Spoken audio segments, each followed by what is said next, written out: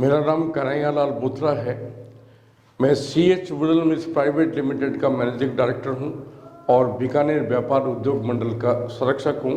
और इससे पहले मैं बीकानेर डिस्ट्रिक्ट इंडस्ट्रीज एसोसिएशन का कम से कम 17 साल अध्यक्ष रहा और बीकानेर की विभिन्न औद्योगिक और सामाजिक संस्थाओं का अध्यक्ष भी रह चुका हूं। और वर्तमान में मेरा जो पेशा है वो कारपेट वुलन यार्न और कारपेट का पेशा है। सर, मेरा पहला सवाल आपसे ये कि क्या आपको लगता है कि बीकानेर एक समय में जो एशिया की सबसे बड़ी ऊन की मंडी के तौर पे जाना जाता था, आज वो अपना ये खिताब खो चुका है? बिल्कुल, आपका जवाब सही है और खबर अपडेट का मैं शुक्रगुजार हूँ कि इस सारगर्भित मुद्दे जो हैं बीकानेर के विकास के लिए, औद्योगिक विकास के लिए जो आपने उठाया, उसके लिए आपको बहुत बहुत धन्यवाद है। 1985 में राजस्थान में विशेषकर बीकानेर और ब्यावर में 17 लाख बिलियन भेड़ें हुआ करती थी और धीरे धीरे 1990 तक की एशिया की सबसे बड़ी मंडी जो बीकानेर हम कहलाते थे, वो मंडी लुप्त होने के कगार पर पहुंच गई। और आज 2021 में 5 मिलियन भेड़े से भी भेड़ें कम हैं और वूल की जो क्वालिटी है, क्लिपनेस आती है, वो भी बहुत कमज़ोर है। आज की तारीख में हम 700 करोड़ की वूल बाहर से इंपोर्ट करते हैं और बीकानेर की मंडी नाम मात्र की रह गई। पहले जो नाम था एशिया की सबसे बड़ी, वो मंडी खत्म हो गई। और आने वाले वर्षों में ये है कि पाकिस्तान और चाइना और टर्की ये कारपेट से सारे आउट हो गए। ये वॉल्यूम जो है, ये जो डाइवर्शन है, ये हिंदुस्तान की तरफ आ गया। आने वाले समय में हमारा जो कारपेट का एक्सपोर्ट जो है वो 4500 करोड़ का पहुँच के कम से कम 8000 करोड़ का पहुँच जाएगा। आवश्यकता है बीकानेर में हमारे स्वदेशी वूल को अब कैसे डेवलप कर सके, उसके लिए गवर्नमेंट की जागरूकता बहुत ज़रूरी है। राजस्थान कैनाल के पास में हरित पट्टी डेवलप कर सकते हैं, एलिफेंटा ग्रास कर सकते हैं और जो भेड़ पालक है उनको नए एनवायरनमेंट के साथ में क्लिपिंग का और वैक्सीनेशन का हम कैसे कर सकते हैं, ताकि आने वाले समय में ये राजस्थान का पश्चिमी इलाका रोजगार के समृद्ध हो, लोगों को रोजगार मिले, ऐसी मैं भावना रखता हूँ। और मेरी बात सरकार तक पहुँचे, सरकार इसकी तरफ ध्यान देवे, ताकि ये उद्योग जो है बहुत बड़ा।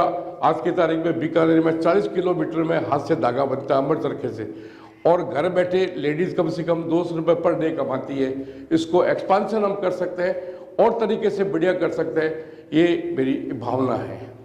जी सर। सर, हमारा नेक्स्ट सवाल आपसे ये है कि भेड़ पालन को लेकर और ऊन की इंडस्ट्री को और ज़्यादा डेवलप करने के लिए राज्य सरकार से आप जैसे इंडस्ट्रिस्ट की या आपकी क्या अपेक्षाएं हो सकती है और क्या मांगे हो सकती है?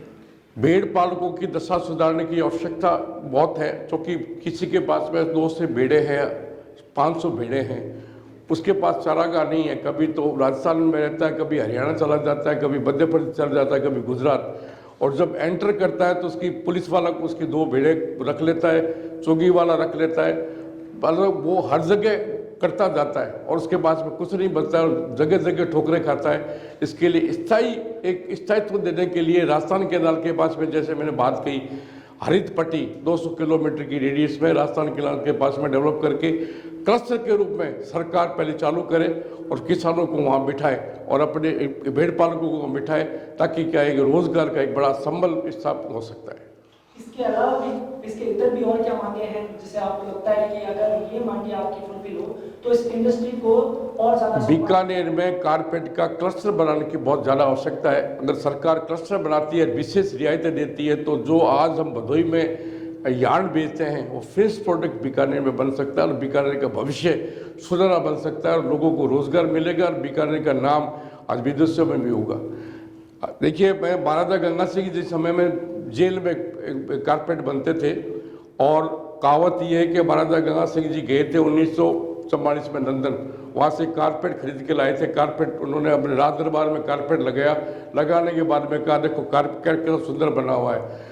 माधो सिंह जी वहाँ दीवान थे, उन्होंने उस कारपेट को पलट के देखा था कि साहब ये बीकानेर जेल का बना हुआ है, उसमें लैम्प पैटर्न डिजाइन लिखा हुआ था। ये बीकानेर का इतिहास है अपने आप में।